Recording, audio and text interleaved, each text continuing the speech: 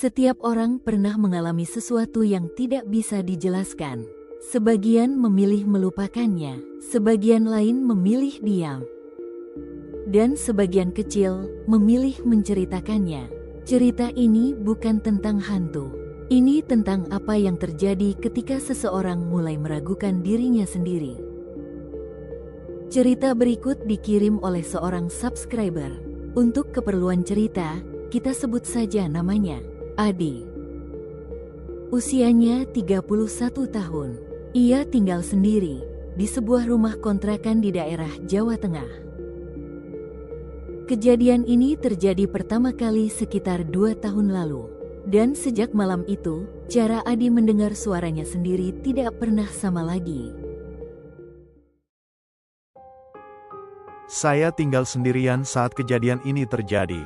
Rumah itu tidak besar, tidak juga tua, lingkungannya tenang, dan saya tidak pernah punya masalah aneh sebelumnya. Saya tidak percaya hal-hal mistis berlebihan. Saya juga tidak sedang sakit, tidak mabuk, tidak mengantuk. Saya ingat jelas, karena malam itu, saya benar-benar sadar. Kejadian pertama terjadi sekitar jam 10 malam. Saya sedang duduk di kamar. Lampu menyala, pintu terbuka. Lalu, nama saya dipanggil. Sekali, jelas, dekat, dengan suara saya sendiri. Refleks, saya langsung menoleh. Dan tanpa sadar, saya menjawab, "Iya." Tidak ada siapapun, lorong ruangan kosong, dan lampu tetap menyala. Tidak ada suara lain. Saya berdiri dan melihat ke sekitar. Saya sempat berpikir, mungkin saya salah dengar.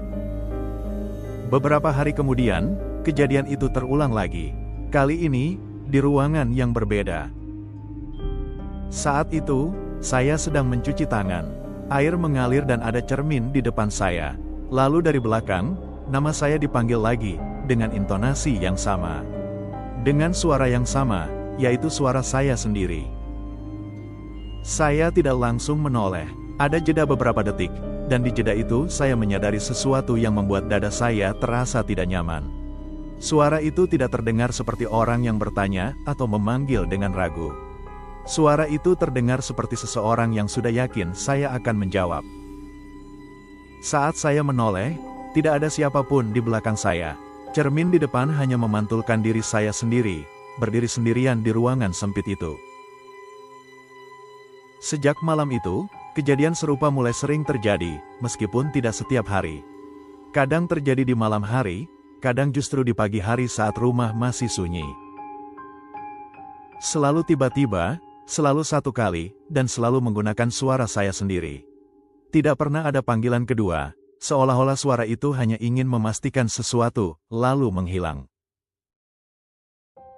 Saya mulai mencoba tidak menjawab setiap kali suara itu muncul. Saya diam, menahan napas, dan menunggu apakah suara itu akan mengulang atau mendekat. Namun setiap kali saya memilih diam, suara itu tidak pernah muncul lagi di saat yang sama. Sejak saat itu, saya mulai menghindari menyebut nama saya sendiri. Saya jarang memperkenalkan diri jika tidak perlu, dan mulai merasa tidak nyaman mendengar orang lain memanggil nama saya terlalu tiba-tiba. Saya juga mulai menghindari bercermin terlalu lama, karena setiap kali melihat pantulan itu, saya selalu bertanya-tanya apakah suara tersebut berasal dari luar, atau justru dari dalam diri saya sendiri. Suatu malam, saya mencoba merekam suasana rumah. Saya duduk diam di kamar, meletakkan ponsel di atas meja, dan membiarkannya merekam tanpa saya sentuh. Tidak ada suara apapun saat itu.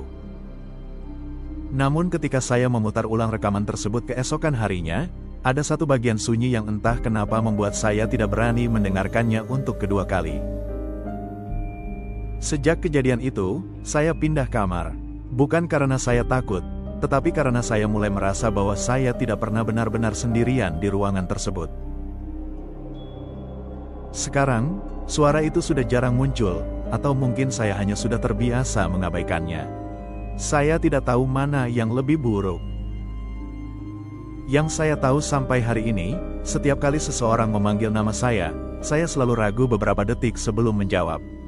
Bukan karena saya tidak mendengar, tetapi karena saya tidak selalu yakin siapa yang sebenarnya memanggil. Saya tidak tahu siapa yang memanggil nama saya malam-malam itu. Dan saya juga tidak tahu apakah suara tersebut pernah benar-benar pergi.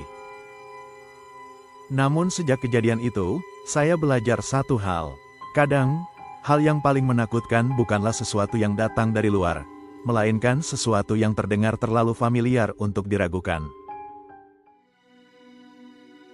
Jika kamu pernah mengalami kejadian serupa, atau sesuatu yang sampai hari ini belum bisa kamu jelaskan sepenuhnya, kamu bisa menceritakannya.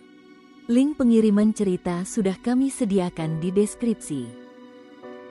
Nama dan identitas akan kami jaga, dan ceritamu mungkin akan dibacakan di video Fakta Misterius 404 berikutnya.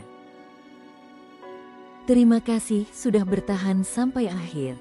Dan seperti biasa, klik subscribe, like, dan share video ini. Karena tidak semua panggilan harus dijawab.